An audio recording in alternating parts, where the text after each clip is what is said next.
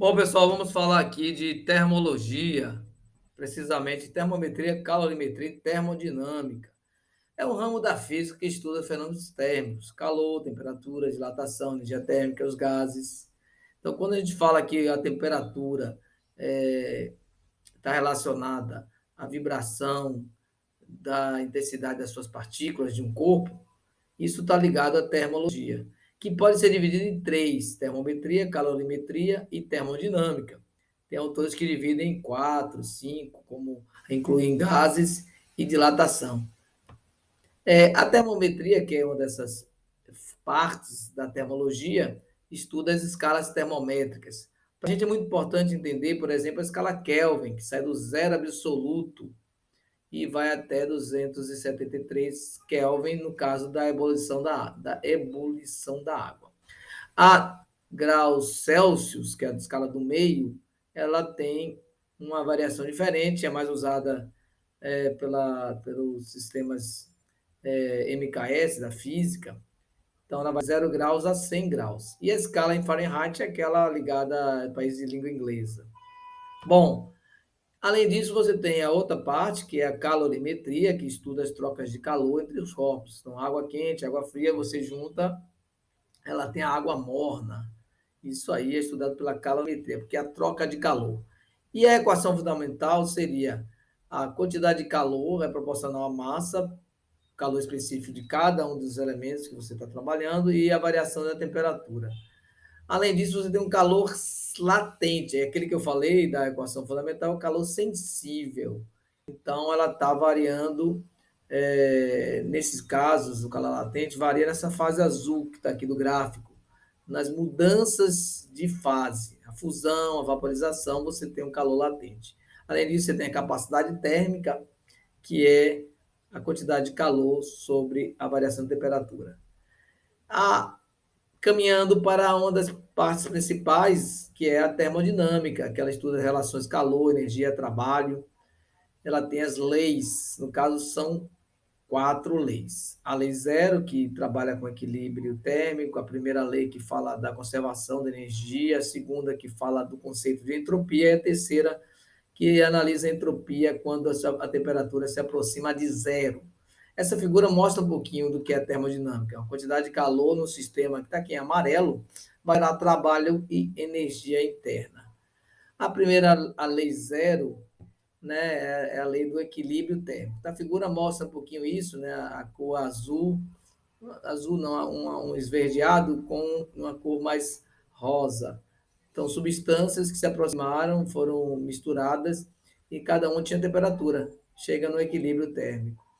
Além disso, você pode falar de corpos, né? O corpo A está com equilíbrio térmico com B, e B está com C. Logo, a gente pode concluir que A está com C também. Além dessa lei zero, tem a primeira lei, que é da conservação da energia. Eu diria que é a mais importante, porque ela diz que a energia em um sistema não pode ser destruída nem criada, somente transformada. A lei é definida por uma expressão matemática, que a quantidade de calor é igual a trabalho mais variação de energia. Então, aqui nessa figura, você tem um êmbolo e um gás. Forneceu calor, esse gás se dilata, gera trabalho, né? Move o êmbolo. Na segunda lei, as transferências de ocorrem, aí já é a segunda lei, elas ocorrem do corpo mais quente para o mais frio, ou seja, maior temperatura para o menor. Essa transferência de energia térmica são irreversíveis. É algo espontâneo. Na segunda lei também deixa bem claro que não é possível que o calor se converta integralmente em outra forma de energia. Então, há perdas. Por isso que o calor é considerado forma degradada. Mas existe um conceito que vai ajudar a gente a entender essa segunda lei, entender a terceira, que é a entropia. A segunda lei relaciona-se com ela. Então, a ideia é falar da entropia. Observe a figura azul aqui. Ela tem baixa entropia quando está muito organizado e quando há essa variação toda é alta entropia. Então, a entropia apresenta a tendência de apresentar um valor mínimo, caso a temperatura da substância fosse tender a zero absoluto. Caminhando aí para a terceira lei, apesar de estar indicando aí a segunda, observe aqui o limite ΔS, que é a variação da entropia, o limite é uma ferramenta matemática. Quando você não consegue atingir um valor, você diz que ele está se aproximando dele. Então, a gente não consegue chegar no T igual a zero, a temperatura absoluta a zero. Então, a gente pode usar o limite aqui para indicar que há uma tendência. Então, o limite da variação da entropia, quando o T tende a zero, ou se aproxima de zero, é igual a zero. Ou seja, a entropia vai ser zero quando a temperatura absoluta de um corpo for zero. A entropia tem também as definições matemáticas. Ela pode ser definida pela quantidade de calor em relação à temperatura absoluta do. E também quando você tem uma variação de entropia, que você está relacionando ela com a temperatura absoluta em função da quantidade de calor, isso de forma não linear. Então, você usa integral, que vai me dar a área sobre essa curva, e, claro, essa curva não é linear, e aí você usa integral. Quando não é necessário, você pode usar a primeira fórmula. A terceira lei sustenta a ideia de que a entropia de um sistema, como eu falei, é igual a zero, com um sistema com temperatura zero, é uma constante pouco variável. Ele também se aproxima de um valor constante.